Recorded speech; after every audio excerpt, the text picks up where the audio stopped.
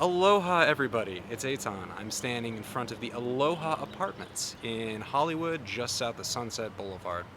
The Aloha Apartments are a Mediterranean revival style complex built in 1928, and they're on the National Register of Historic Places as a great example of what was happening to housing in Hollywood to respond to all the new people flowing in the 1920s and 1930s. In the early 1900s, when Hollywood was incorporated, there were only about 700 people living here.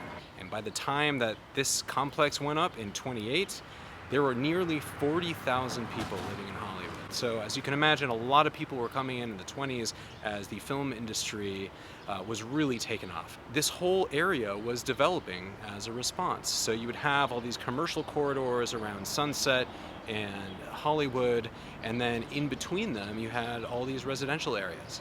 The building permit for the Aloha was issued in 1928 to William Berkowitz and Associates.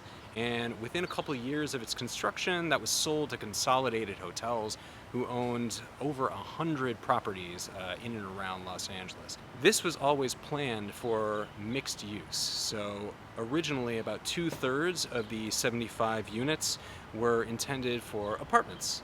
They had singles, bachelors, doubles, and the rest of them were intended as hotel rooms.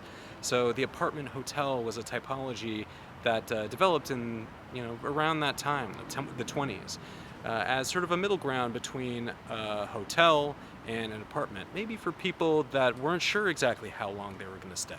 Now, over the years, there were some semi-famous actors and actresses that lived here at the Aloha. Names like Bonita Granville, Ethel Gray Terry, Beryl Mercer. But most of them were occupied by regular middle-class folks, dentists and teachers and artists and writers.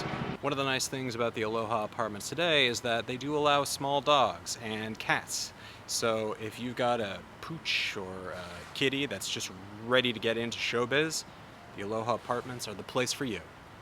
Thanks for doing LA with me.